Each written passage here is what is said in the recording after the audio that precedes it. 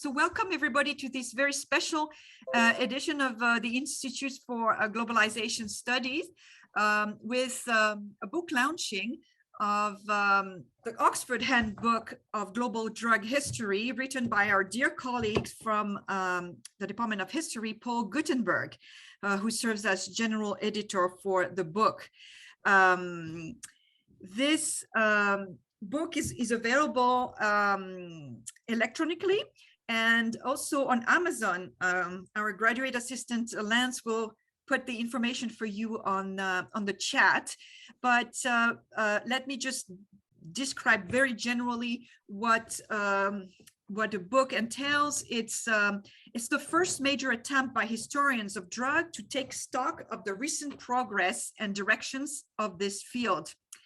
It utilizes both a global scope and a long-term historical perspective. It has 35 original essays surveying what is known historically about drugs across the world, in Europe, the Americas, Asia, and Africa. Hence, Paul Gootenberg choosing this forum of the Institute for Globalization Studies to launch it. In his own talk, Paul will illustrate the historical interconnections of these essays across the world and the implications they have today. Let me introduce our number one guest, Paul Gootenberg, who is a SUNY Distinguished Professor of History and Sociology. He's also the chair of the history department here at Stony Brook. He serves as the current president since 2021 and until 23 of the Alcohol and Drugs History Society, ADHS, and he's the author and editor of multiple books, notably in this context today, Cocaine, Global Histories, published by Routledge in 1999, and ND and Cocaine, The Making of a Global Drug by UNC Press in 2008. We have invited today for you two distinguished guests in the field of drug studies. Peter Andreas, who is a John Hay Professor of International Affairs at the Watson Institute for International Affairs at Brown University, and author of Killer High, A History of War in 6 Drugs, published in 2020, and Smuggler Nation, How Illicit Trade Made America, published in 2013. And Erica Dick, who is Canada Research Chair in the History of Health and Social Justice at the University of Saskatchewan, and author of Psychedelic Psychiatry, LSD from Clinic to Campus, published in 2008, and a forthcoming volume of the Global History of the Psychedelics.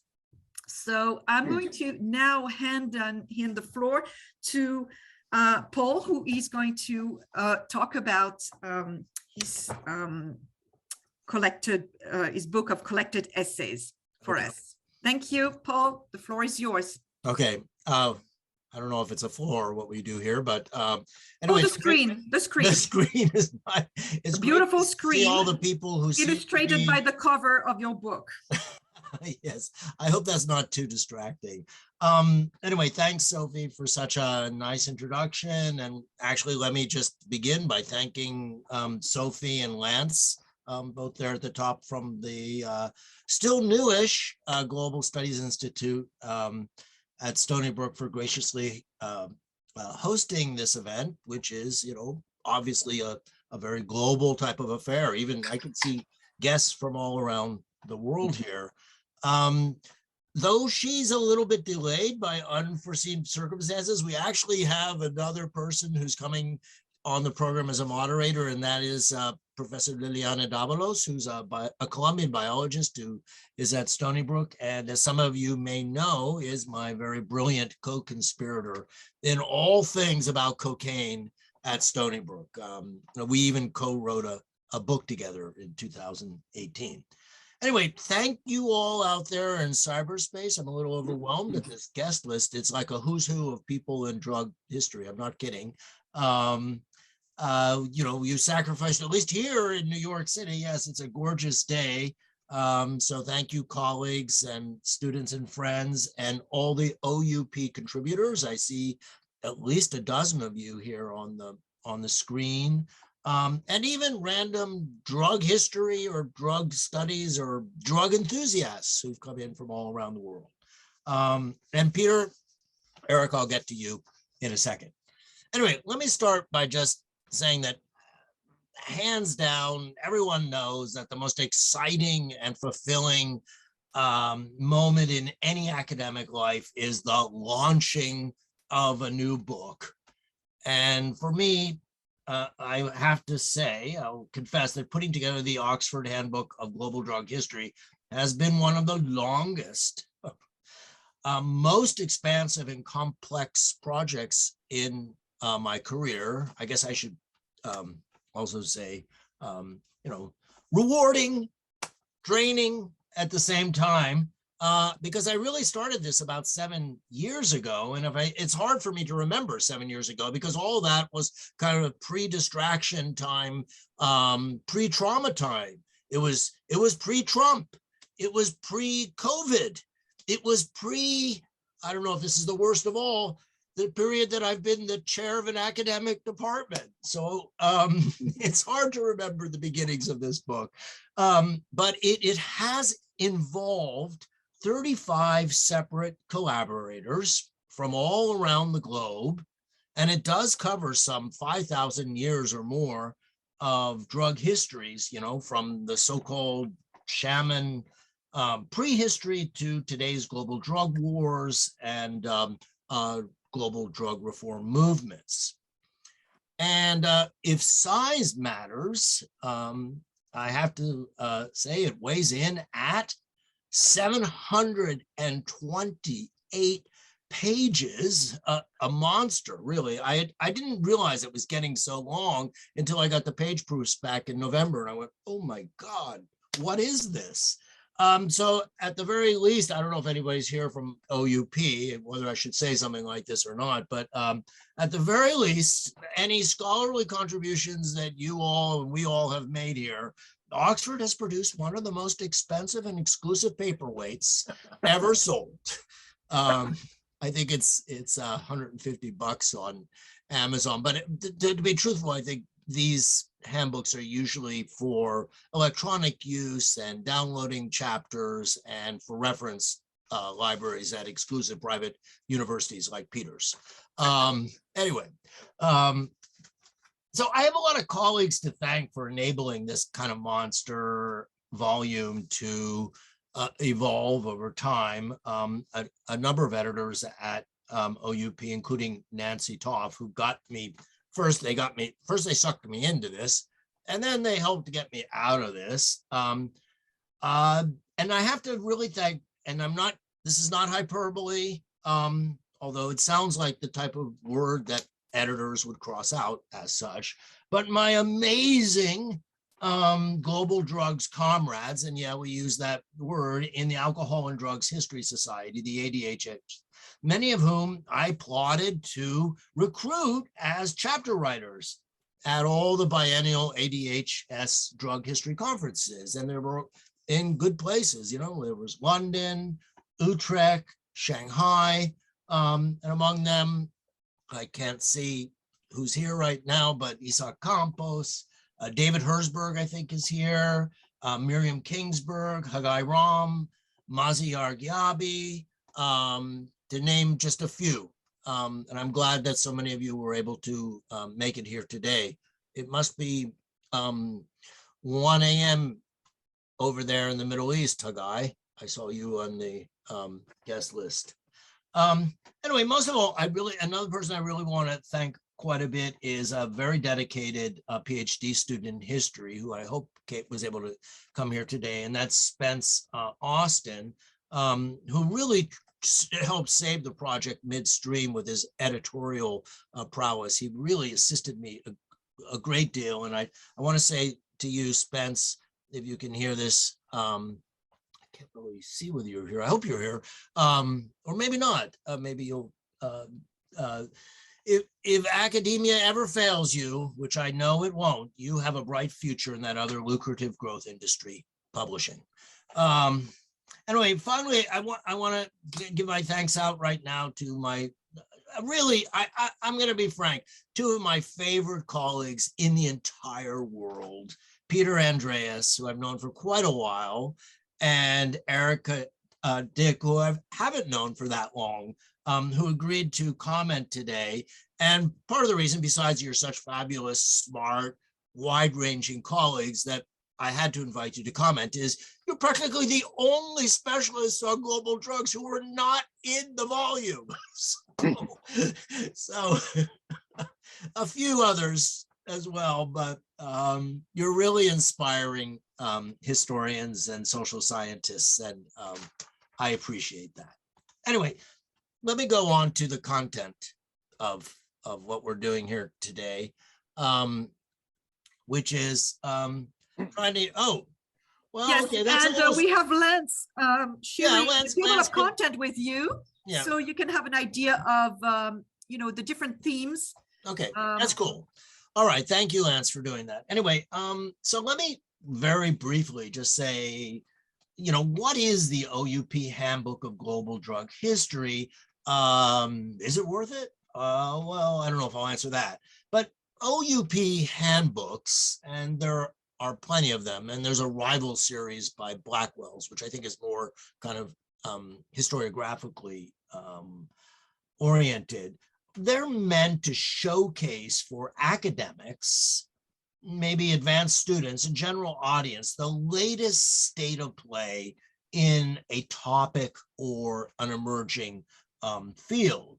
So for me, putting together this book had a very clear purpose of bringing together, for the very first time, the global expansion of research and perspectives in the so-called new drug history, to really show how far and how fast our field has developed since about the 1990s, when sober, academic, archivally based drug history really first started to come together and take off.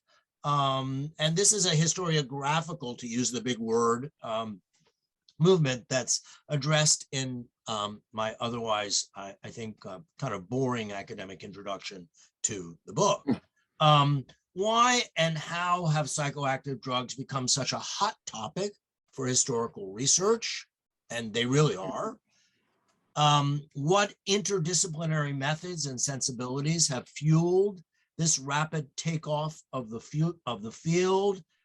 How did it spread from its initial narrower Anglo-American access and the focus on mainly alcohol and opiates to Europe, all of Asia, the Middle East, Latin America, and now Africa, and also to a myriad of mind-altering goods and practices and experiences? I'm not going to answer these big questions right here. I mean, those are, we can get to them a little bit in the Q&A. We'll have great questions, I think. But, to give you just a tiny little preview, I mean, things that happened that were important in this respect was the kind of emergence of anthropological history in the 1990s on drugs, and the rise of this passion for consumption studies, and changing attitudes politically and otherwise about drugs and their possibilisms. I think that affected the research that historians were doing. Anyway, going back to this, I mean, this is not an encyclopedia of drugs and history, which, by the way, exist in lots and lots of forms.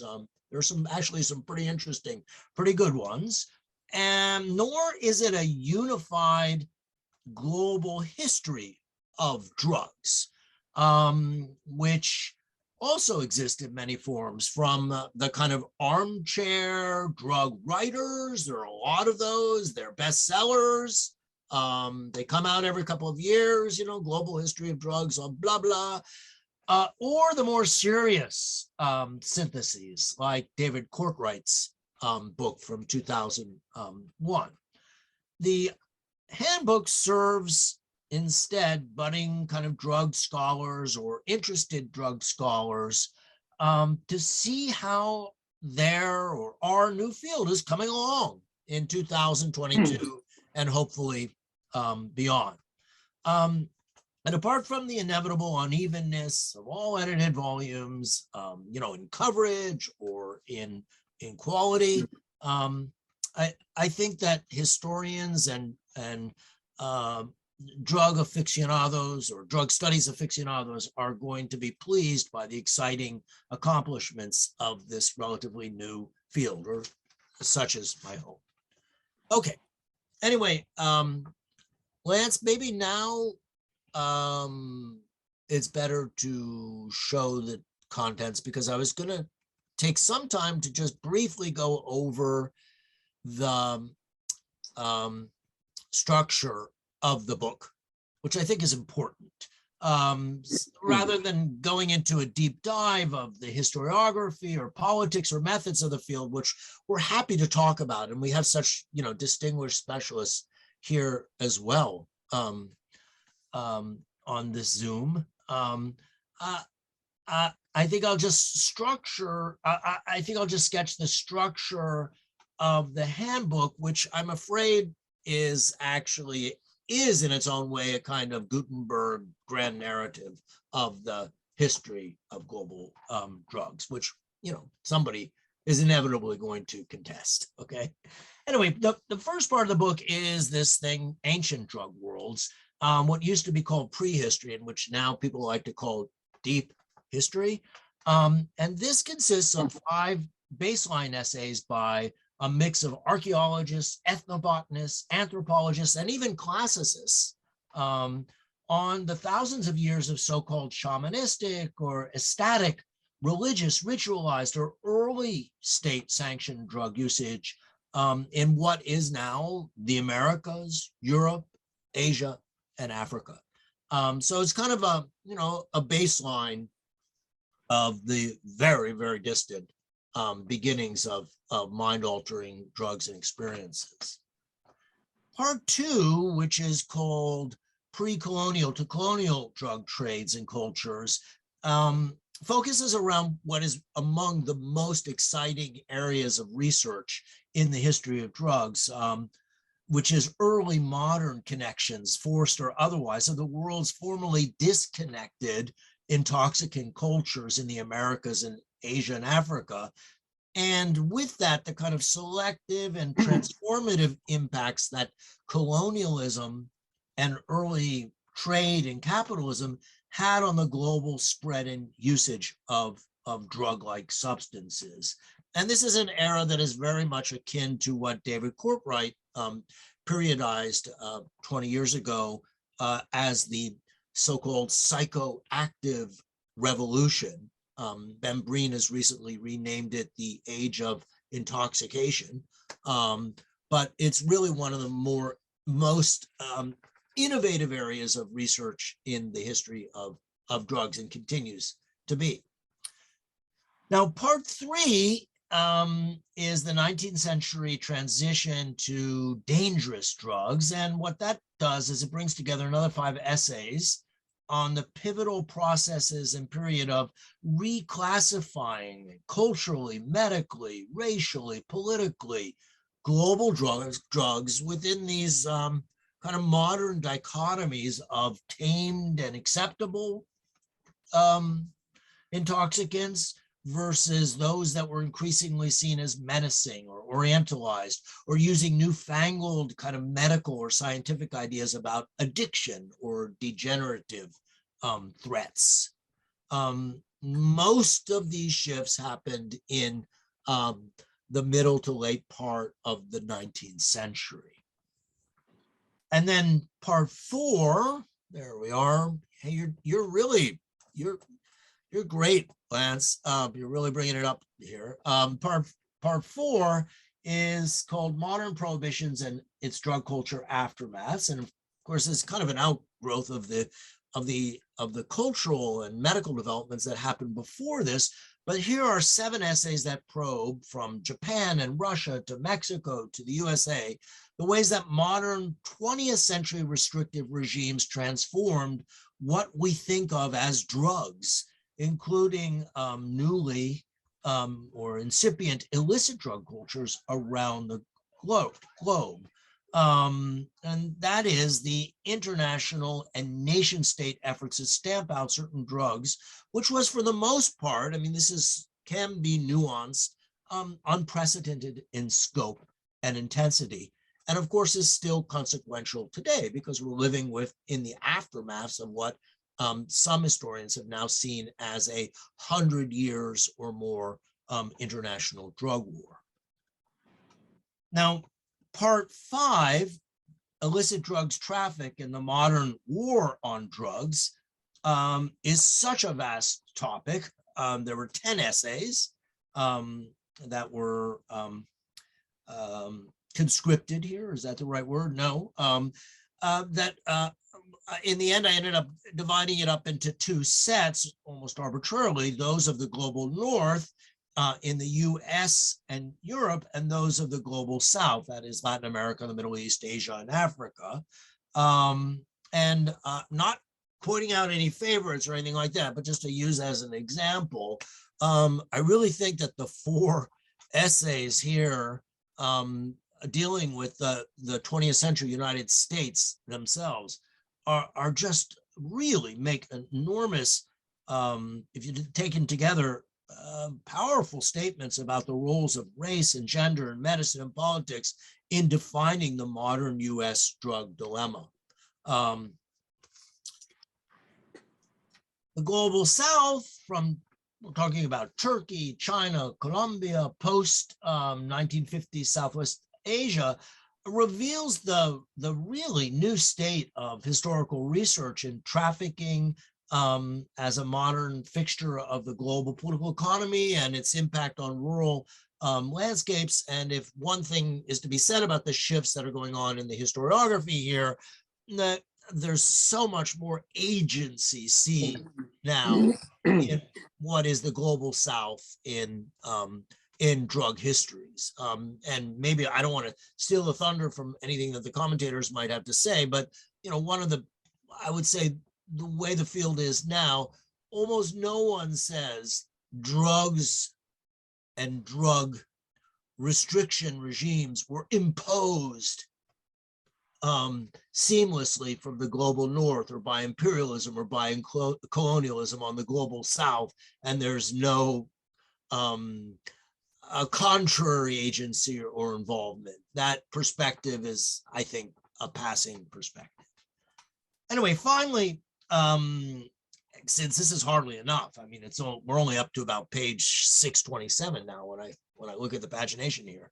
I did commission a series of 3 essays at the end to kind of dissect what current policy or political dilemmas are around global drugs. There could have been a lot more, but there is, as Peter can tell you, just an enormous political science or international relations literature about global drugs today and the conflicts around this. And this has a chapter demonstrating the growth of illicit trafficking and patent failures of 20th century global prohibitions in both supply and demand perspectives, the rising reform initiatives across the world, including harm reduction and decriminalization, and ending on, need to mention this, Virginia Barrage's note, drugs, the lessons from history, and the question mark is there in the title. And for those of you who don't know, Virginia Barrage is, one of the founding, most important people in the history of drugs. Anyway, I think I'll stop here for now and just suggest that, like some of the actual drugs that it studies, this OUP handbook is a lot to swallow and should be taken in small and manageable doses. And pass it on to whatever Peter and Erica want to say.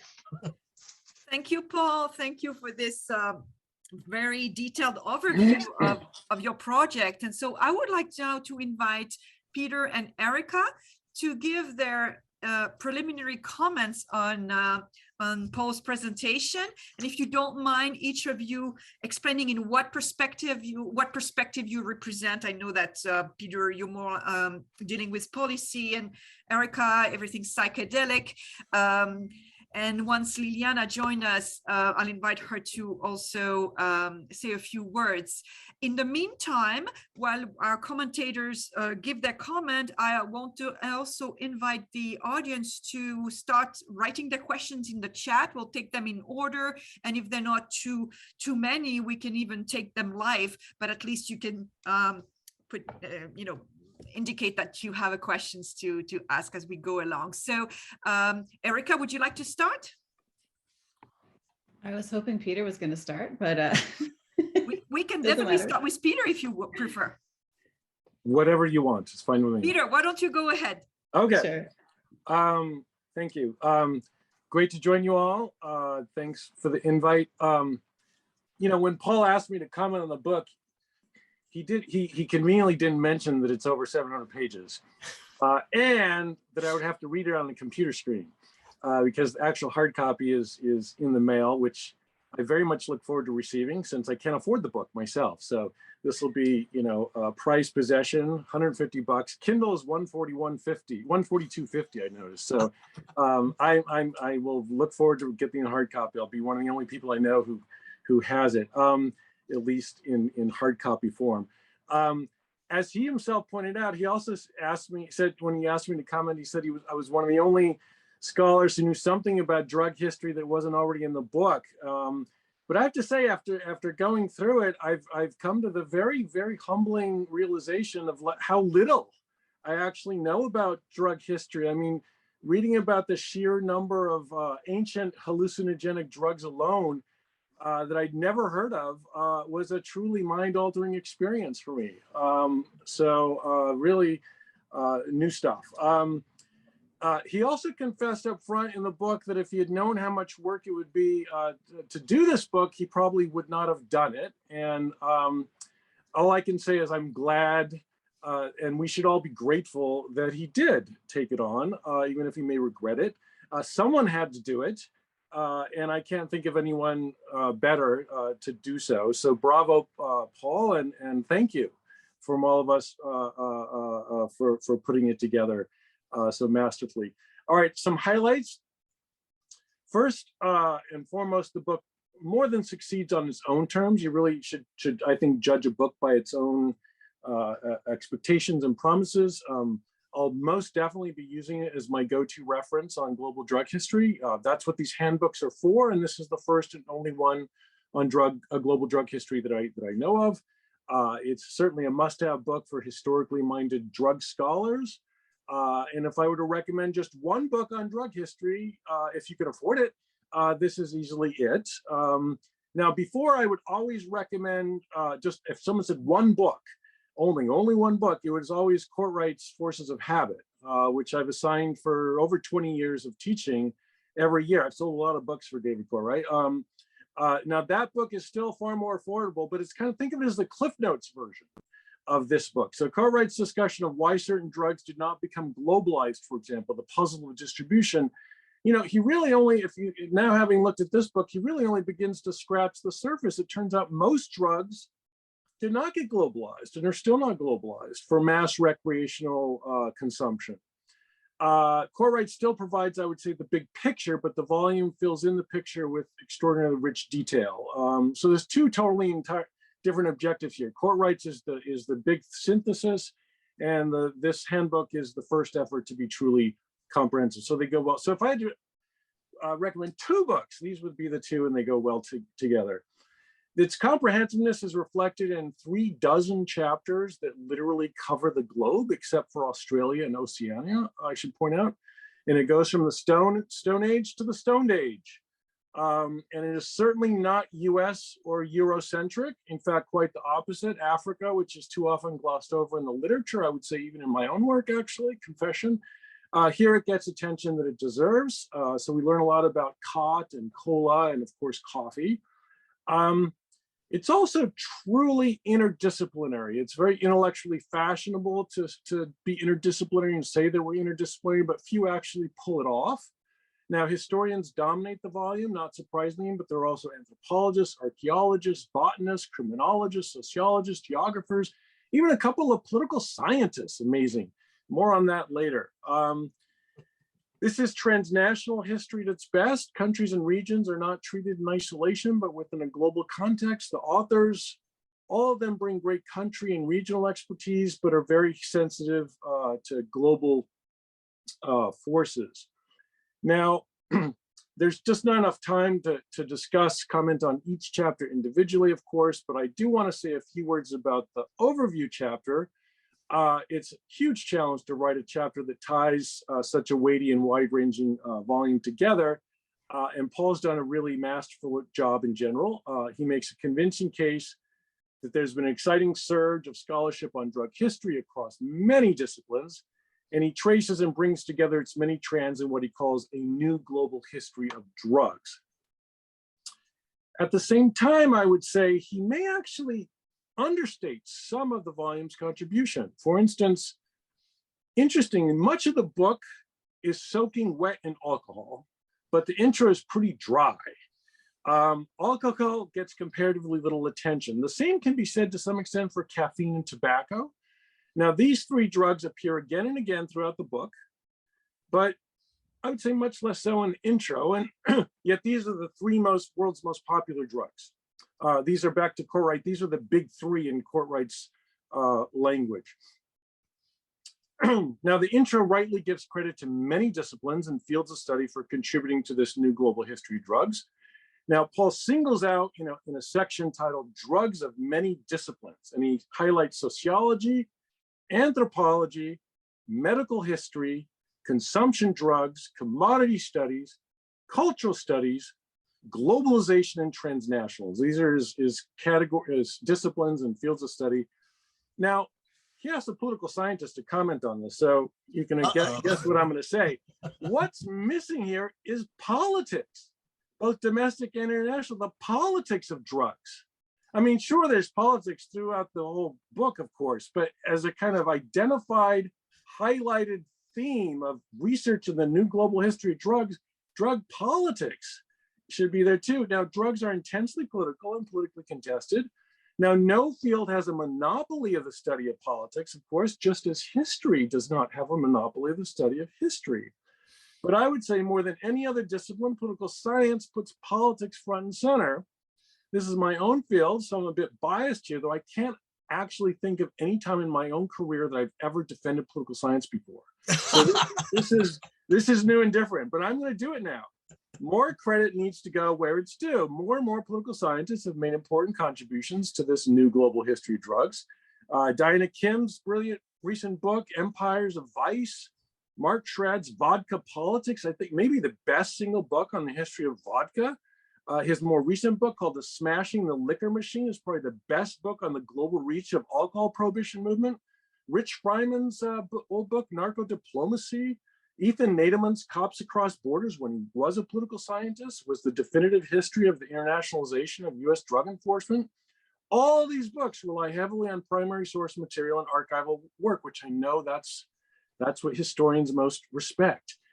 There's also an entirely new generation of political scientists doing exciting work on the politics of drugs in Latin America. Paul knows many of them: Angelica Duran Martinez, Eduardo Moncada, Wanda Felba Brown, Ben Lessing, Michael Kenny. I go on and on and on. Many of these works, interestingly, are cited in the volume. In fact, excellent chapters by Dave Bewley-Taylor and Desmond Arias, the political scientists, are there. But the study of drug politics is not really highlighted as part of the new global history of drugs. And so I do find myself wondering why not, especially since Paul and I have had many conversations about these things over the years. Now, the biggest issue I have is not what is in the book. All the contributions are generally excellent, but what is missing. Now, it's terribly unfair and unreasonable, in fact, it's downright obnoxious, to criticize an already unwieldy book for not including even more. But I'm going to do it anyway. So here's just a few things I would like to have seen more of, and these are my own biases, so take it as you wish. War. War gets bits and pieces of, we get bits and pieces of the drugs-war relationship here and there. Part of the discussion in the methamphetamines in Japan chapter, for example. But my biased opinion is that war's central place in the history of drugs and drugs' central place in the history of war is generally kind of understated. Most neglected is the role of drugs during wartime, both the consumption of drugs by combatants on the war front and civilians on the home front, and the use of drugs to fund wars. After all, it's hard to imagine Britain rising as the world's most powerful military force in the 19th century without opium, tea, taxes on alcohol, coffee, and tobacco, right? Yes, right, there you go, Paul, thank you. And the impact of war on post-war drug production, trade, and use. Interestingly, there's more about drug use in Britain between World War I and World War II than there is about the crucial role of drugs during these world wars, including tobacco and alcohol rations, for example. The drugged experience of war itself tends to be bracketed. It's kind of a pause in the narrative, and war tends to be a way to organize the narrative. So post-war, it's a sort of a chronological thing rather than a key part of the narrative itself. And even the legacy of war does get some attention, but not enough credit, I would say. I mean, we can't really explain why the US went from being a rum drinking country to whiskey or from tea to coffee without understanding the American Revolution. So these are, important consumption shifts and production shifts that war is a key. Now, as Paul pointed out in going through the table of contents of the book, there's a section kind of broadly on the drug war, but I would actually say on balance, and maybe it's in an effort to push against the dominant focus of much of the drug literature recently, is that the so-called war on drugs is not as central a theme in the book as one might expect. The coverage it does get is excellent, including the globalization of drug prohibitions, the internationalization of drug enforcement, but there's some quite interesting omissions. So there's relatively modest coverage in Mexico. And mostly limited to the early 20th century. There's more about the militarization of policing in the US via the drug war, a superb chapter on race, than there is about turning the entire militaries in the Americas into frontline drug warriors from Rio Grande to Rio de Janeiro, right? It's fascinating. I mean, this is, to me, sticks out. And then this brings me to the volume's most surprising blind spot. This is what I really surprised me. The 20th century of the Andean region, especially Colombia, Peru, and Bolivia, the source of the world's coca and cocaine supply. This is the area of the world that Paul is most knowledgeable about. The volume tells us more about drug consumption in early 20th century Britain than it does about the entire 20th century drug history of these hugely important Andean drug exporting countries. So at a minimum, surely it would have been acceptable to include an adaptive excerpt from Paul's own pioneering book, Andean Cocaine. Isaac Campos did it in his chapter, right? It basically restates his argument from his own earlier book. Well, we should get that chapter from the Gootenberg book. Here, I bet you didn't notice this, Paul. Remarkably, there's not even an index entry for Peru. There's not an index entry for Bolivia. There is not an index entry for Colombia. Not even an entry for Andean. In fact, the closest index entry for Andean is someone named Andreas. So to be fair, the chapter on contemporary drug trafficking in the Americas does include 2.5 pages on Colombia. I'm not sure how the indexer mixed that, but surely it deserves more attention. After all, the 80s and 90s, Colombia, which is historical, and the Andean region were ground zero in the war on drugs, and has stimulated much of the militarization of drug enforcement and the convergence of counter-narcotics and counterinsurgency. So these are things that I found surprisingly missing, even though it's already a hugely unwieldy volume in terms of sheer length. So what's the big takeaway? I'll stop here. Paul has to build on his excellent volume to either do a volume 2 or an updated, revised edition. This is, of course, the last thing in the world he wants to do, but the field needs it. So I'm sure you can be convinced to take it on. In the meantime, I hope Oxford Press puts out the current one in paperback as soon as possible so that people can afford the thing. Thank you. I'm only chuckling because I knew I could count on Peter to find all the flaws in the volume, including the ones that are, that happen to authors all the time, that you usually skip what's right underneath your own. But I have a proposal to make right here. Why don't you and I co-edit that volume 2, Peter? We've worked on things together. I think we'd make a great team. I'll get back to you on that. Yes. Okay. Erica, do you want to find other flaws from the side of psychedelics? You're taking notes, right, Paul? Yeah. Oh, yeah. Well, I want to thank you for inviting me to be part of this conversation, and it's been really wonderful to see so many familiar faces and actually put some faces to familiar names. Some of you may know this, but Paul and I have been conspiring over the past year, I guess, to put together a conference that we've had to delay for some time for the Alcohol and Drugs History Society. And my experience working with Paul on trying to create a program for a conference in Mexico, I think is giving me some insight into how this book got to be 729 pages or whatever it is. Paul always wants more. And we are squeezed to the max at our conference, but he always can see the good and another good idea that we could add to the mix. And so I want to kind of take that spirit and think about how that applies to this book here, because I see some of that generosity and curiosity on display here. And I don't know if I will talk a little bit about Peter's comments as well, but I think maybe that you shouldn't do a volume 2. I'll be provocative here. I look around this Zoom room, and if we were sitting around in an actual space right now, I see this book as a really interesting opportunity to recognize where the field has come from and where we're at now. And I know that there are a number of authors on this call who I hope are going to hear Peter's comments and take this up. And I think one of the things that's really beautiful about this collection is that it is a state of the art. It is a state of the field kind of comment. You can see some of where we've come from as disparate fields, sometimes food studies, sometimes anthropologists, sometimes archivally based prohibition studies. And you can see this coming together of different ways of using evidence, different ways of thinking about drugs and psychoactivity, of global spaces and their relationships with one another.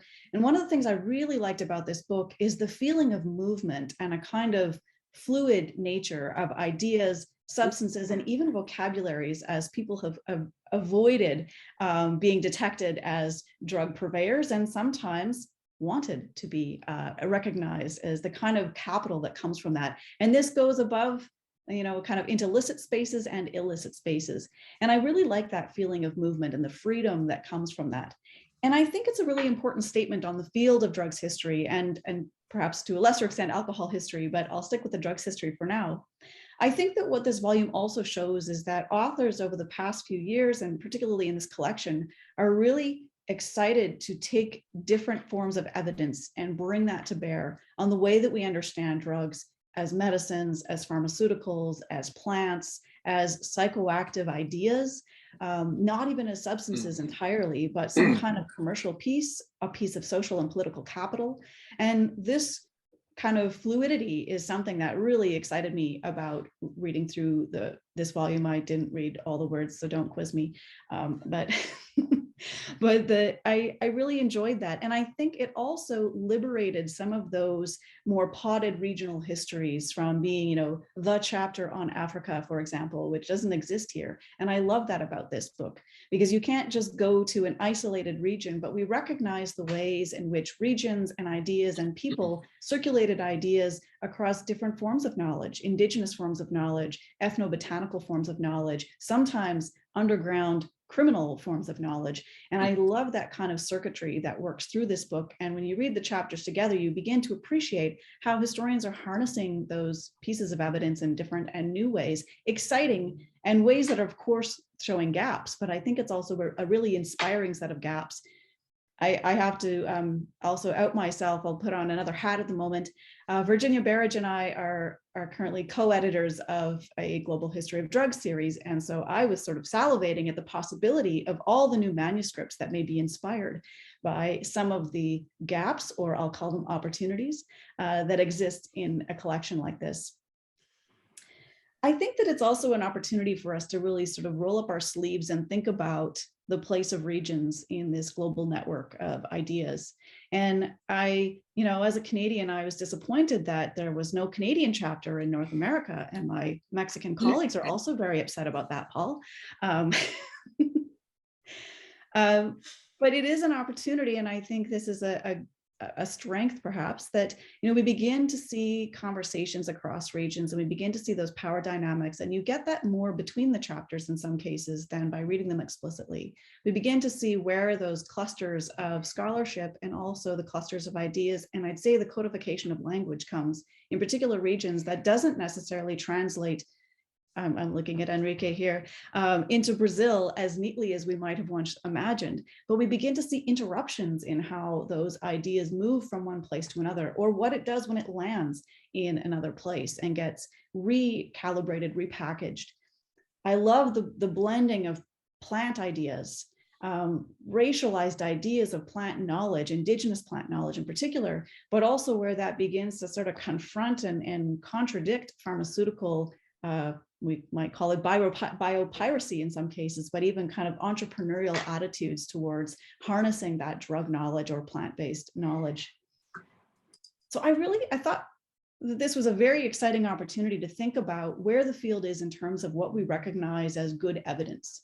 And although there are certainly interdisciplinary contributions, I do appreciate that the anchor point here, I think, is archivally based, empirically resourced chapters. And even though some of them cover a broad spread and rely heavily on secondary information, secondary literature, there's a strong evidentiary base here, an empirical base that I think is a good starting point. And I do think, despite the cost, and again, in Canadian dollars, it's definitely not purchasable. Kidding. We'll get it for the library. And I do think that this is a really valuable contribution that's going to help us think differently and teach differently, perhaps, about how we imagine evidence. I liked, and I thought it was refreshing to see that drug dealers and drug takers were not just set aside on a prohibitionist landscape, but they're part of telling the story and part of how we understand the ways we might recalibrate our understanding of the history of drugs, where we seek that evidence and how it gets woven into the story. I liked that it ended with Virginia Barrage, not only because I rely on her for making sure that what I say makes sense when we work on the book series together, but I liked that she kind of poked us historians to think about whether the work we do is in fact useful for making policy, or whether we should in fact think about the way that we do history in a critical way that doesn't necessarily lend itself to policy. And is there value in having critical history that doesn't translate into policy? And that was a dynamic conversation, a way to end the book that, again, I think is another inspiring tone to take forward.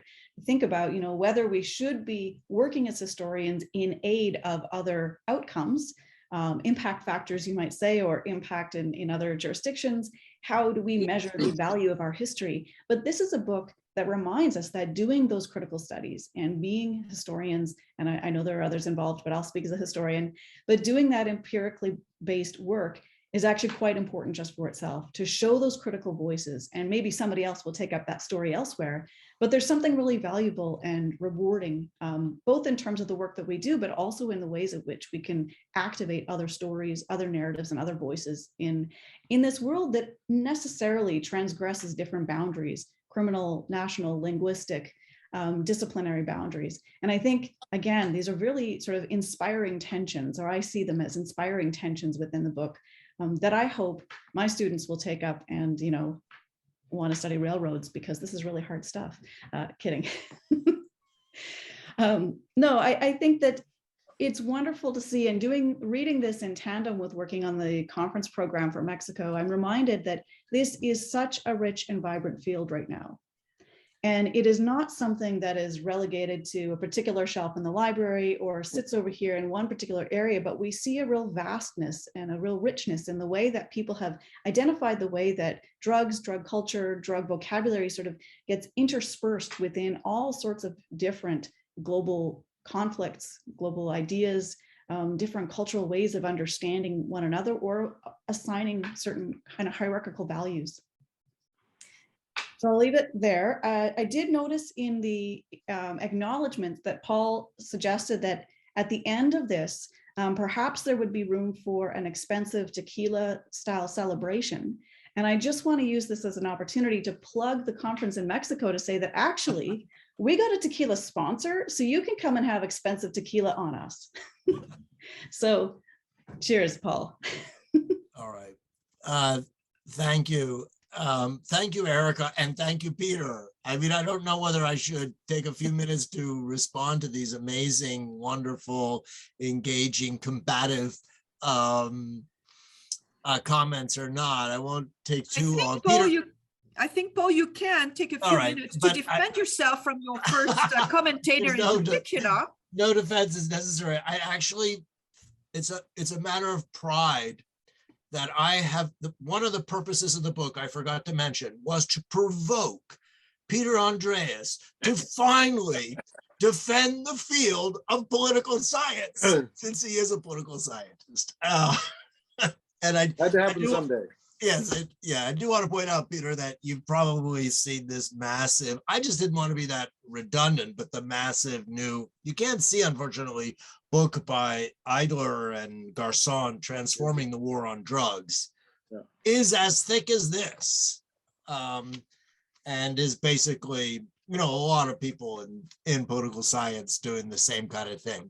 But anyway, I appreciate your comments, and we'll continue our conversation as we have for the past 10 or some years, okay? And we'll work on volume 2 to your delight.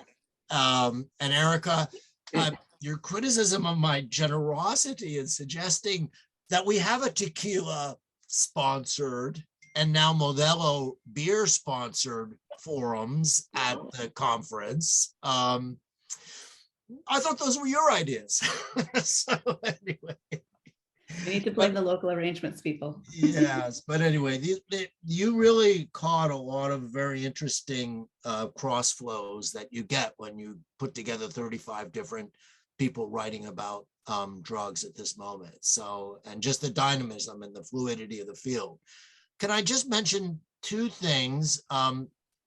Liliana has arrived. Liliana Davalos is here, and maybe she wants to react a bit to what she's been hearing here from her perspective as a scientist and a collaborator with me. But before she does, I just want to point out one thing that I'm able to do this trick from Zoom, which is I just want to say thank you to all the contributors who've come today. And some of you I know are at ungodly hours across the globe doing this. So let me see, Tim Hickman is somewhere in Britain, and Rob Stevens down in Virginia. And I see Nancy Campbell upstate, New York. And I see Matt Pembleton down in Maryland. I hope I'm getting all the, Catherine Meyer out in Ohio. These are all people who contributed important chapters in the book. Matt is on the globalization of US drug policy, and Catherine's is on Chinese drug, the beginnings of illicit drug trades in China. Rob's is on consumption and drugs in Germany. I'm going up the list because I missed a few people here. Hagai Ram is a guest here, out somewhere in the Middle East, I suppose, who wrote a fantastic chapter about the long-term development of Middle Eastern drug cultures. And going up the list here, who else is here from the book? Charles Ambler is here as well. I always forget where you're located, Charles. You've moved around a bit, have you not? That's it. But thank you all for thank you for contributing. And anybody who wants, I just want to put you in on a secret, since there seems to be no one here from OUP Press. I'll send you a PDF of the book. What you have to do is send me an email. Okay, I have no problem at all in breaking all the rules. Anyway, Liliana, did you want to moderate the questions, or did you want to talk a little bit about what you've heard here so far? Well, if you don't mind, I would like to introduce Liliana to all our audience before she takes the floor. Oh, go ahead, sure. So Liliana Davalos is a professor of conservation biology at the Department of Ecology and Evolution here at Stony Brook. Inspired by the richness of life and cultures in the tropical forests of her native South America, Liliana has pioneered new ways of understanding how species and trait biodiversity emerge and how to prevent habitat loss in biodiversity hotspots. Dr. Davalos is a past Kavli Frontiers of Science Fellow for Early Career, a Human Frontiers of Science Program awardee, and a contributor to the Science Panel for the Amazon, whose report was published at COP26. Davalos has published more than 80 peer-reviewed papers already and co-edited 2 books, one of which being with Paul, The Origins of Cocaine, on the historical legacy of development project in the Amazon Andes, and Philostomid Bats, the first book-length update to the biology of neotropical leaf-nosed bats. So Liliana, the floor is yours. I would like to invite you to moderate the discussion, but also to give your comments and perhaps your own contribution to the field and how it intersects with Paul's works and possibly this book. Thank you, Liliana. Well, thank you very much for inviting me and for allowing me to come in a little late. I am fascinated by this sort of disciplinary discussions and by the different points of view for a volume of this size. I'm definitely looking forward to sort of diving in more detail across the entire volume. The part that I'm really interested in, so my own work with illegal drugs is coming from a place of what are the habitats that actually get changed, right? And over the years, at some point I was consulting for the United Nations on what are the environmental damages. So in 2016, the thematic chapter of the United Nations Office on Drug and Crime was actually based on these environmental damages and contained a lot of the analysis that we did. And that was very different from my past work, because instead of being informed by this perspective that is very Latin American, it instead kind of ranged very broadly, including places like Afghanistan. And that was serendipitous, because what happened next was that Paul is this historian of cocaine that was just right there on the train station. And we started talking, and he said, well, I'm interested in this orphans of development, this orphans of these communities that were sort of left behind by this developmental discourse of the 1960s and the 1970s, this kind of high modernity in Latin America. And I said, well, this is really interesting, because the United Nations asked me to look into these environmental damages, and what they were hoping that I would do is that I would look at these forests in the Amazon, and then I would come up with an answer regarding how much deforestation can be traced back to the cocaine trade. And instead, what I've come up with is that a lot of the deforestation has to do with these projects from the 1970s. And that's how our collaboration began. It was very complimentary, and it was great, because I think that bringing that sense from the social sciences and from the humanities of to anything that has to do with the environment is super helpful.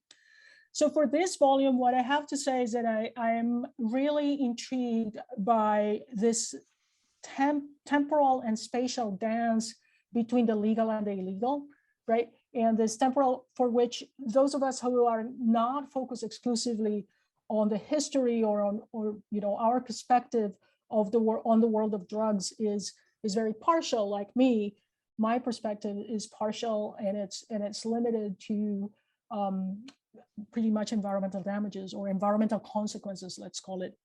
Not all is damaging. One hypothesis that we've had early on is that, in fact, this illegal drugs can protect the forest. And the reason for thinking that is because you get this so much more bang for your buck, and therefore it's a lot better than cattle ranching. And I think that this latest round of research that I've been doing with Nick Maglioka, who is kind of someone to watch in that field of environmental, like drug trafficking and consequences in Central America and so on. I think that this research that we're doing is kind of bearing that out. The fact that the economics are such that it's a lot less damaging than people think, and certainly less damaging than a lot of activities. So anyway, so in the context of Paul's book and this Handbook of Global Drugs with all its 700 pages and it's very broad ranging across history and across time, I'm just thinking about that dance of what is legal, what is not, what is culturally acceptable, what is not, and how it comes to be defined, how that this is a socially and culturally defined, right? And it also gives rise to some of these panics I mentioned here, specific panics about specific substances at particular times being more morally offensive than at other times, and how a society gets to construe that. And the reason why I find it very intriguing is not because I am going to join Ethan Nadelman in his vision, but more because we know that there are other possibilities, right? There are other possibilities to the overt war that has not been fought if it has been fought to the degree that it's been fought. I would single out the countries of Colombia and Afghanistan, actually, of having wars on drugs that are particularly intense over long periods of time and that bear very little lasting fruit, or whose lasting fruit, or rather whose lasting fruit has been a societal disruption of the kind that no one really set out to do, but that nevertheless is there and is ever present, and of which the environmental damages are but a tiny part. We find some parallels as well in thinking about far-flung places and how this illegality and this kind of combat language and this sort of war on drugs language gets to unite places, right? Like thinking culturally and historically, we have this two very different countries, and nevertheless in Afghanistan, Paul and I both actually identified, and I did in my report as well, these parallels between the development projects, and I would love if Paul said more about that, right? Development projects separated by oceans and separated by continents, and nevertheless yielding the same result. So the high modernity living farmers behind in a way that makes the economics and the propositions of international trade and connections, basically cash economy, integration into the cash economy through illegal drug trade, so much more of a stable source of income than in other places in time. So I would highlight that. I love the comments. I love the criticisms. I don't know, like how much I know that Paul, having worked with Paul, I know that he works intensely. He writes fast. He writes a lot. It's like very high quality, well informed, but it's never ponderous. It's just kind of like super quick and a lot. So I just can't imagine. I'm imagining if this is 700 pages, version 2 is probably going to have 1400. But hey, maybe it will happen. Thank you. Thank you. That was so interesting, Liliana. I just wanted, before we open it up to questions, and Liliana, you can moderate the discussion too. It's been a pleasure, of course, working with you. Was such an amazing discovery that we had at Stony Brook, our particular university, that we had two people who were working on exactly the same project, although you have so many more, including bats. Yeah. But I did want to point out, mea culpa, that there are two other people who I see here on the list who are contributors to the OUP volume, who I neglected to mention. One of them is Enrique Carneiro from Brazil, and one of the foremost specialists on drugs in Latin America, and also Kasia Malinowska, who works at the Open Society Foundations, who wrote the chapter on the modern drug reform movement, of which she has been a, how shall we say it, a participant observer. So anyway, I wanted to thank you for coming and welcome to this discussion. Anyway, Liliana, maybe you want to open it up to the floor from all these wonderful people from around the world. Some of them probably Yes. half asleep.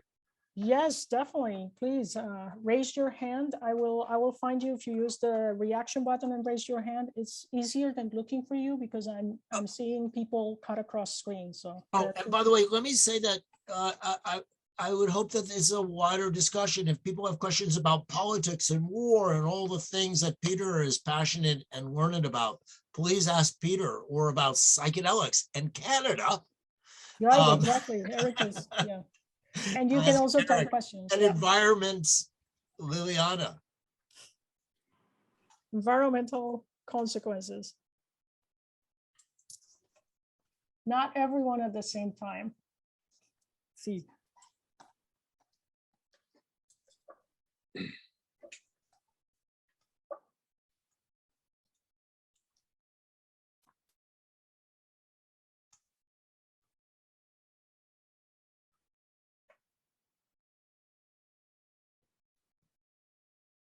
I'll ask a question if I'm allowed to. Yes, please go ahead.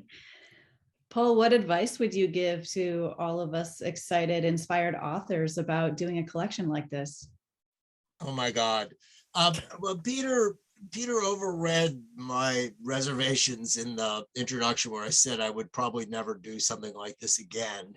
There are lots of experiences we have where you never do something like this again. You know, I'm sure that some of you will be asked to edit collections like this in the future. It's kind of a growth industry in academia. These Oxford collections and these Blackwell collections and these other ones, and they do serve a good purpose. I mean, they really do bring together some of the latest scholarship, but it's hard. It's hard. The first stage is trying to figure out what topics you want to cover, as Peter exposed. I had a blindness about some of my own specialties. Also, it was difficult to find the historians that I needed to get to do things like the history of drug cartels and stuff like that. So first you have to lay out the topics, but you have to find the people and make the fit.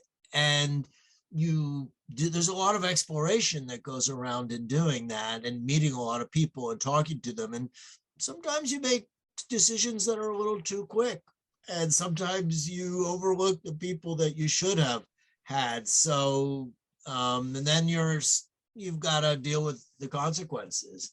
And then editing processes in this type of project we're talking about years. And be careful what press you publish with, because some presses are more friendly to editors than other presses. And so be very, very careful about that kind of thing. Let me recommend your press, by the way, and your series to a lot of the people who are here. I can see some of the names of people who might be submitting to the McGill Queen series in drug histories quite soon. So, and you just have to have a tremendous amount of persistence and patience in terms of sticking with a project like this and seeing it to the end. And in my case, I will say it again, I was helped midstream very much by having good assistants. You need to have assistants. No person can do this type of work on their own. And I was very lucky that the doctoral student that helped me in a lot of the editorial work midway through was just superb, and somebody with this great spirit who could say, make great jokes about what we were doing and really give you a lot of, great feedback. That's the type of collegiality you need to do. So maybe it's better to do it with another person to begin with. I don't know. I mean, Peter and I are going to find out.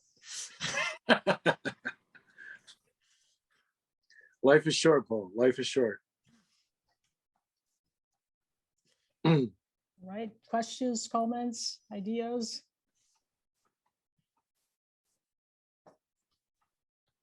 It's a bunch of congratulations coming in the chat. Yes, perhaps we could invite some of the contributors who are present on the call to comment on their experience with the project, or if they have any specific questions for the additional guests today. We have a raised hand from Aaron Ackerman. Hi, I hope there's no feedback. I usually do headphones with these things, but I figured I'd mostly be listening. I just want to start saying congratulations to Paul and all the contributors. It's a huge accomplishment and a milestone. I mentioned to Paul in an email that I have the Oxford Handbook on the History of Slavery, and I've gotten a lot of mileage out of that in my slavery class. I also was curious about the process, because this is such a huge undertaking. I was curious how it worked in terms of different contributors. Were they, did they kind of, people who were in overlapping areas, did they communicate with one another to do a little coordination or to prevent too much overlap, or maybe that wasn't an issue? And also a sort of a second question, was there anything, Paul, that you or maybe wanted to include, but that maybe hasn't been thoroughly investigated, or that you couldn't find the right person for it, even though I know it's such a massive volume? So those questions, that's it. Yeah, well, those are good questions. Yeah, I don't know whether those are like a kind of, the making of the sausage question about the contributors and their interaction. But as much as possible, I tried to get contributors to network with each other as they were going along. But the one thing I did not do, and I appreciate Erica's appreciation of this, because it's the plurality of perspectives that in drug history that are really interesting today, and that's this movement. I didn't make a set, some collections, the editor will say, these are the questions that your chapter should all answer and address. And it's a way of bringing coherence to a volume. And sometimes that does work. And I've gotten that type of instructions many times in edited collections. I've contributed to far too many edited collections in my life. And when you get these instructions, it's oftentimes a little odd, like, wait, that's not the way we really work as academics. We follow our own, path. We make our own narrative. We do our own thing. And so I didn't do that. I did try to spark some conversations, and but though it didn't turn out perfectly in that way. But as to your other question about what areas were left out,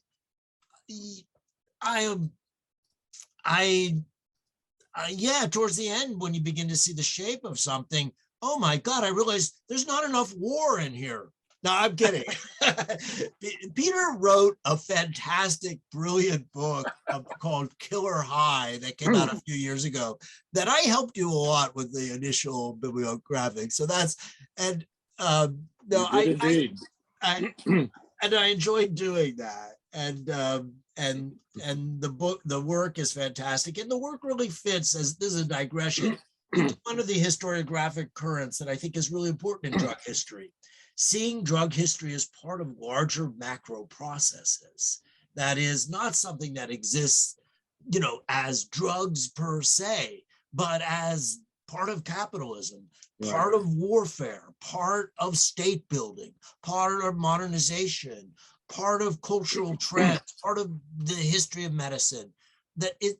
And your book really exemplifies that in this important way. But some of the topics, I realized at the end that geographically, oh my God, whatever happened to Australia and Polynesia? All that kava we could have had. And I realized I did realize I did realize that Latin America, the area that I work on the most, had some of the weakest coverage, because I felt, maybe I did feel that political scientists were writing a lot about the contemporary Andes in Mexico, and I just couldn't find the historian who could really do so. It was sparser than I thought, given the role of the Americas. And what you have is this very rich pre-Columbian Americas, which is of course true. The pre-Columbian Americas is where the majority of psychotropic drugs in the world originate from. Although more and more ethnobotanists are beginning to find that it's not as true as we used to think, that Africa and Asia are also rich in kind of ancient drug histories. So I think those were topics that I would have maybe done in a different way. There was some other lacuna that struck me sort of later that I wish we had more on, but I tended to focus on the things that were turning out well rather than the things that were more, so-so, because that's the thing that everybody learns who does an edited collection, and I've done 3 or 4 of them, is that they're intrinsically gappy, and they're intrinsically uneven in some ways, and you just try your best with it. All right, we have another raised hand, Tim. Oh, Tim, hey. Thank you. Hello, everyone. It's about 10:30 here in the north of England. It's later for some, I know, than it is here. But what I wanted to say is something that a few people have said in conjunction with this, and that is, first of all, just the honor of being in this book. I had no idea, Paul, that it was going to be this substantial of a contribution, and it is a massive thing you've put together, and it's absolutely fantastic. And as I look at it, and as I listen to the discussion here today, the way that it shows the vibrancy in the field right now is absolutely fantastic. But what I would like to suggest, and I hope that people involved with it do, is now to use the thing. Right? That is, get out and use it for teaching, use it. I'm trying to think, how can I encourage students to do this? Because I don't know what it's like in all of your departments, but in my department, fortunately going to Alcohol and Drug History Society conferences has kept me going over these years, because I come back to my department and no one has even the slightest idea of what I do or why it would even be important, right? How do we use a book like this to try and push what we do into the mainstream? Erica was saying before that, we're not just over in one section of the bookcase of the library anymore.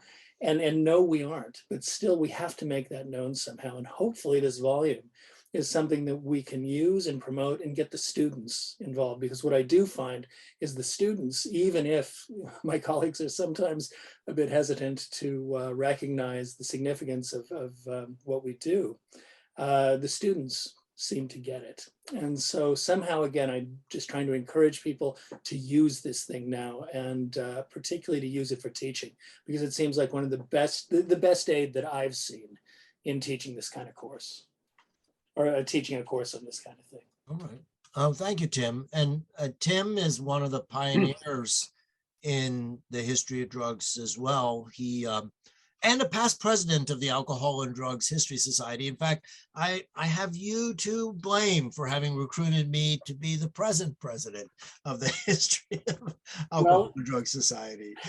This volume had everything to do with that, right? You knew the field so well and so many people in it. Clearly, it was a no-brainer, combined with the energy you bring to this sort of thing. Well, yeah, it's kind of had an effect on my brain, though, unfortunately. But yeah. I think the teaching thing is important. Part of this is I'm a research-oriented kind of person myself. I really want to encourage research. I've done a lot of research in my career.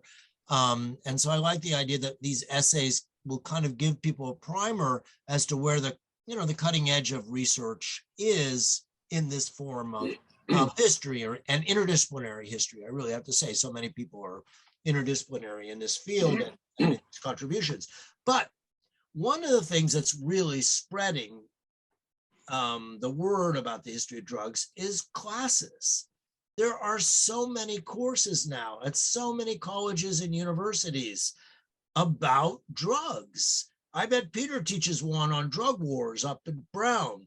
I bet you teach one on psychedelics over in Saskatchewan. We're all teaching courses and students are really interested in it, you know, for whatever reasons. I'm not going to make any judgments here, but it's really in the culture, and it's one of the fastest areas of, you know, almost every college and university has a course on the history or the politics or the culture of drugs. So I think that's the way we have an impact. And in these courses, I don't think, you know, a book like this can help in the sense that it can be used as a reference for scribbling up a lecture on the history of drug trafficking in Turkey, for example, or shamanistic cultures in Brazil. But what's actually really great for us as a teaching field is that there are so many first-rate monographs that have been coming out one after another that reflect the excellence of research and new conceptions that are happening. And good thing is, and Erica can speak to this, we've now have a Best Book Prize, and we're going to unveil a Best Dissertation Prize. And so there are really a lot of things that are building this up as a field. But I think that these courses, I've stopped counting the number of people who've sent me syllabi about their drugs courses or you know, drugs and commodities. That's another thing. I teach commodity courses at Stony Brook, and it's a really, you know, it goes with the history of objects very well, which is another, you know, kind of booming consumption, and objects in history is another booming field. But drugs is so cross-cutting and so topical, and so many people have seen Weeds and Breaking Bad, and now Narcos. I mean, it just, they'll take a course on the history of drugs. And when they're taking that course, I think this is the punchline, they actually go, wait a minute, there's some serious stuff here. There's some serious scholarship here. There's some serious ideas that I have to debate here. And that's really the important thing that us as drug scholars have to contribute, is that we've raised the level of what used to be a pretty sensationalistic or journalistic field to one that is really at the level of the disciplines that we all come from. And I think that's really important, that it's not just a freakish or journalistic type of thing. The journalistic books will continue to come out year after year after year after year. Every year there's a new book about the opium wars in China that gets it wrong. Every year there's a new book about, now we're going to see a flood of books about the opiate crisis. But are they going to be as deep as David Herzberg's recent book with the University of Chicago Press? I doubt it. So that's what we do as drug historians and drug social scientists, is we're trying to raise that level so that students, the general public, and maybe even policymakers, and I don't think policymakers are as dumb as they used to be. I think they've really smartened up about what's going on. I mean, we're at a really pivotal point in Canada. I know I don't pay enough attention to Canada, Eric. Your policymakers are, you know that I'm an honorary Canadian. And I'm not policymakers have taken a lot of drugs, Paul. Yeah, I know. Well, I know of at least one of your premiers who was quite famous for that. You know, we're living in a different world. We're living in a world where the possibilities, at least here in the so-called West, are really deep for having a significant impact on the way that the politics of drugs are going to be treated in the next 10 or 20 years. So, you know, both on students, the intellectual level, but also in the realm of policy, you know, I think it's an important moment. Paul, since you're the president of this society this year, maybe you can make this happen. You mentioned that you're getting all these syllabi and that every university around the country has courses now. It'd be fabulous to have a central link where you could go to the website of the society and say, here's, click on these syllabi, and people could, it'd be wonderful. We, Erica, we have exactly, yes, that's one of our plans for the next few months is we're going to, after the conference, we're going to be collecting a central store of these syllabi so people can look at them and compare them, because there are just so many great courses about drugs that are going on around the world, really. Yep. So yeah, it's important. You're way ahead of me. Well, no, actually just a few months ahead of you.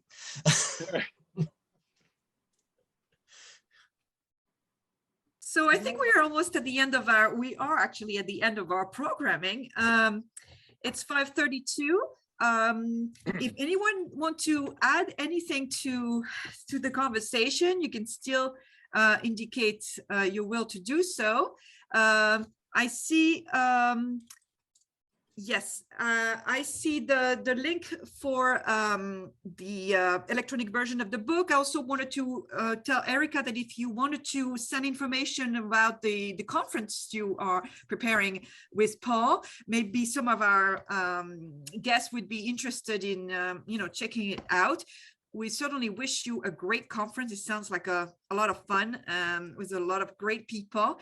I wanted to specifically thank you, Erica and Peter, for the time you spent to be here today and pay homage to your colleague and our colleague here at Stony Brook, Paul Gootenberg. Paul, a little birdie told me that you are going to have a little more time now to perhaps take on some new project. Not until December. Not until December. I'm okay. Still, how should I say it? Indentured to my current situation. So after that, I'm gonna have, but I'm not quite clear exactly what that will be. I have a number of book ideas, but let's see how this one sinks in. Okay. Well, I'm sure glad that you are ending this career at Stony Brook with this huge chunk behind you and done in a timely fashion. I'm honored that you decided to do the launching with us, and I just want to say that I can testify that a course on global drug history using this very handbook would be probably very popular in our own new degree in globalization studies and international relation for the reason that you have stated. So I challenge you to either offer a course on it or have one of your historian from the department propose a course. It just would be very popular. I know that. Thank you, Liliana, for being with us once again. I also wanted to mention that both Liliana and Paul are indirectly and directly involved with the Institute of Globalization Studies. Liliana by being a very active member of our board and the sole scientist of the bunch for now. And then Paul for having been one of the progenitor of the degree, and right. Well, I mean, we agitated for about 25 years for something like this to finally happen at Stony Brook. We're so ahead of the curve, as you know. Yes, exactly, as always. So I hope I haven't forgotten anyone, but thank you everyone for being here today. We appreciate your participation. Thank you, Paul, for being a good colleague and for giving us this forum today. No, it was congrats. Congratulations, Paul. Congratulations. Oh, thank you. And thank you all the authors and Peter and Erica for your really, really insightful comments and jabs. Hope to see you in person soon. Cheers. Yes. Okay. Have fun in Mexico. All right. Okay. Bye-bye. Bye-bye. Bye.